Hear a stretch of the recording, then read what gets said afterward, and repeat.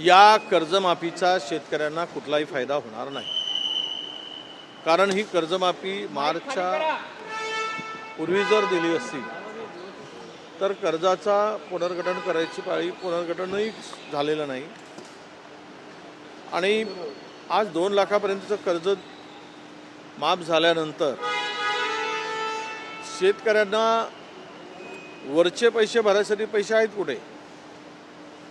त्यांना क्राफ्ट लोनही मिळालेला नाही कारण थकीत होते म्हणून. 2 लाखाच्या आतल्या शेतकऱ्यांनी पैसे न भरल्यामुळे ते यावर्षीचा हंगाम अडचणीत आला. पण हा निर्णय आज झाला, पण खात्यात पैसे कधी पडतील, त्याला किती कालावधी लागेल?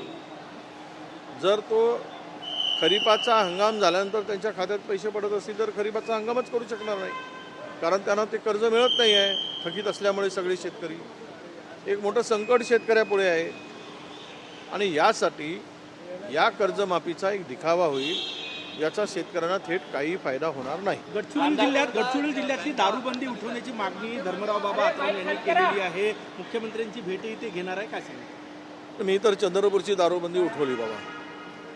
जगात दारूबंदी सुरू आहे, आपला दारू सुरू आहे, देशात सुरू आहे. ज्या ज्या राज्यांनी दारू बंद केली त्या राज्यांनी पुन्हा दारू सुरू केलेली आहे. आणि नाहीतर अवैध दारू, आता दारू बंदी असूनही पुण्यामध्ये आज इतक्या लोकांचा जीव गेला, ते आकडा दाबला जातो आहे की बनावट दारू पिऊन, म्हणजे दारू सुरू असताना. आणि गडचिरोली जिल्ह्यामध्ये आदिवासी व्यक्तींना मोहाची दारू काढून गाळप करून पिण्याचा अधिकार आहे. मग हे दारूबंदी कुणासाठी? कायदा जो काही आहे त्या कायद्यामध्ये ती तरतूद आहे की आदिवासी बांधवांना मोह फुलापासून अर्क काढून पिण्याचा अधिकार आहे. मग दारूबंदी गैर आदिवासीसाठी आहे आणि इंडस्ट्रियल एरिया वाढते आहे, सगळ्या गोष्टी वाढते आहेत. आणि दारूबंदीमुळे काही व्यसनमुक्त होतो काय? माणसाला अरे दूध घेण्यासाठी माणूस कधी दरवाजात जात नाही शेतकऱ्यांच्या. शेतकऱ्याला दूध विकायसाठी यावं लागतं, दारू प्यायसाठी दुकानातच जातो. तर हे सगळं काही याच्यावर चर्चा बिर्चा होते ना, हे फालतूची चर्चा आहे. प्रगत देश, सगळ्या ठिकाणी लिकर पूर्णपणे मोकळीक आहे आणि म्हणून धर्मराव बाबांच्या मागणीला माझं समर्थनच आहे. अब्दुल सत्तार त्यानंतर संजय गायकवाड यांनी भाजपवर आरोप केलेले आहे की भाजप आता नरेंद्र बोंडेकर तेच बोलले की आम्हाला निधी दिला जात नाही वगैरे वगैरे. मग कशाला राहता? निधी दिलं जात नाही, 18 महिन्यात 18 रुपये नाही दिले तर मग कशाला राहायचं तिकडे? कशाला फालतू? हे आहेच. भारतीय जनता पक्षाच्या सानिध्यात जो गेला तो त्याचा कार्यभाग बुडाला हे जर सांगत असाल आणि तुमचं म्हणणं असेल तर मग आता काय निर्णय घ्यायचा आहे तुम्ही ठरवलं पाहिजे. मूळ प्रश्न असा आहे तो की सत्तेमध्ये राहायचं, सत्तेच्या विरुद्ध बोलायचं. तर हे जी काही भूमिका आहे आज, ती या सरकारमध्ये प्रचंड आपसातल्या मारामाऱ्या आहेत. आपसामध्ये प्रचंड दरी निर्माण झालेली आहे. हे 2-3 पक्ष एकमेकाच्या विरोधात उभे ठाकले आहेत आणि सत्ता केवळ एका पक्षाच्या हातामध्ये पूर्णतः सेंट्रलाइज झाली आहे.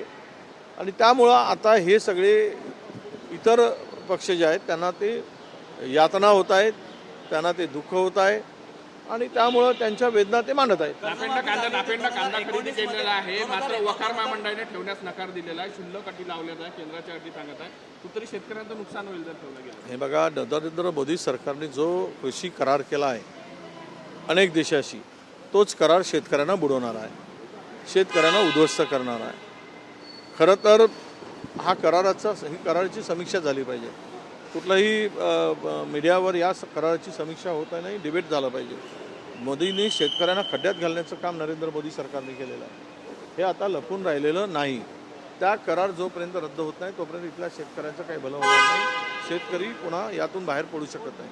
कांद्याचा सुद्धा तोच विषय आहे. कांदा उत्पादक शेतकरी संकटात सापडला असताना दिल्लीमध्ये गेले, कांदा खरेदीचा अधिकार झाला. आज गोडाऊन जर उपलब्ध नसतील, स्टोरेज उपलब्ध नसतील, व्यापाऱ्यांनी पूर्ण कांदा शेतकऱ्याचा सस्त्यामध्ये घेऊन गोडाऊन भरून ठेवलेत, स्टोरेज फुल करून ठेवलेत आणि आता कांद्याचे भाव पाडलेत.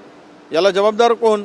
हे सर्व विषय जे आहेत हे सरकारच्या चुकीच्या धोरणामुळे आज जनतेला हा त्रास सहन करत शेतकऱ्यांना उद्ध्वस्त केलं जात आहे. हे आता पूर्णतः लोकांच्या पुढे उघड झालेला आहे. सोलापूरमध्ये तुमच्या उमेदवाराचा अर्ज बाद झालेला, बनावट सहीनं तो बाद झाल्याचं सांगितलं जातं. नाही, आता ते काय जिथे अडचणीचं आहे तिथे ते बाद करून टाकतील. तर बनावट सही आहे, आम्ही कोणी तक्रार केली त्यालाच पकडून आणले असतील माझी सही नाही म्हणून. पहिले सही दिली नंतर सही नाही म्हणून आजकाल काय माणसं बदलतात आणि ते बदलण्याचं काम झालं आहे. 2019 मध्ये ज्या लोकांना माफी मिळाली होती कर्जातून त्या लोकांना आता 50,000 रुपये कर्ज माफी मिळणार आहे. त्यामध्ये तुमचं सरकार तेव्हा होतं प्रोत्साहनपर निधी. त्यामुळे आता प्रोत्साहन निधी मिळणार आहे. त्याच्यावर तुम्ही जेव्हा 80 लाख शेतकरी आहेत. नाही, प्रोत्साहन निधी आम्हीच घेतलेला निर्णय होता. आमचं सरकार होतं त्यावेळेस तो घेतलेला निर्णय आहे. त्याची अंमलबजावणी करायला या सरकारला 4 वर्षे लागलेत.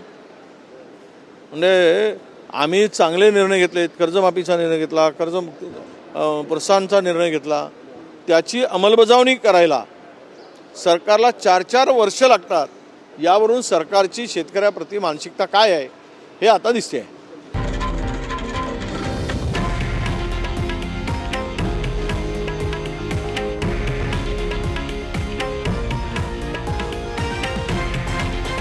हे आहे देशातील नंबर 1 न्यूज नेटवर्क आणि आपण पाहत आहात TV9 मराठी, एकमेव.